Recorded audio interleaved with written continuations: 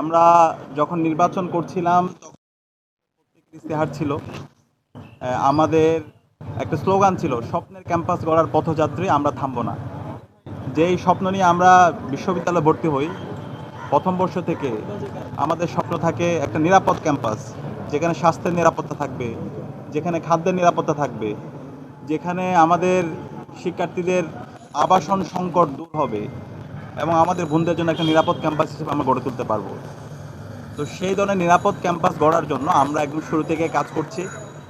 আমরা যে ইশতেহার দিয়েছি, প্রত্যেকটা ইশতেহার ইতিমধ্যে আমরা ইশতেহার নিয়ে কাজ করার চেষ্টা করেছি এবং ইতিমধ্যে আমাদের যে কাজ, সে কাজের সম্পূর্ণ আপডেট আপনাদেরকে আমরা দ্রুতই সোশ্যাল মিডিয়ায় দিয়ে দিব এবং প্রত্যেকটা কাজের বিস্তারিত প্ল্যান এবং কতটুকু বাস্তবায়ন হয়েছে এবং কি কি বাকি আছে সেটা সহ আপনাদেরকে আমরা জানিয়ে দেব।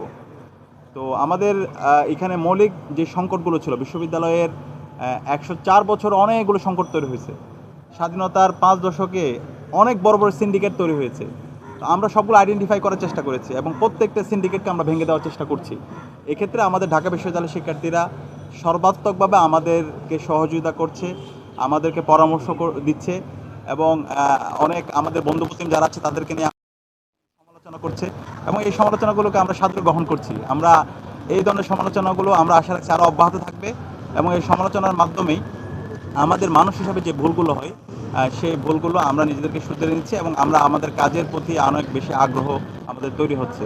তো আজকে আমাদের কমন রুম এবং ক্যাফেটেরিয়া সম্পাদকের পক্ষ থেকে বিশ্ববিদ্যালয়ে আমাদের যেই ক্যাফেটেরিয়াগুলো আছে সেখানে কমন রুমগুলোতে আমরা পানির ফিল্টার দিচ্ছি। আপনারা জানেন বিশ্ববিদ্যালয়ের যেই পানির ফিল্টার পর্যাপ্ত অবস্থায় নেই, যে কারণে শিক্ষার্থীরা অসুস্থ হয়ে পড়ছে। এটা দীর্ঘদিনের দাবি।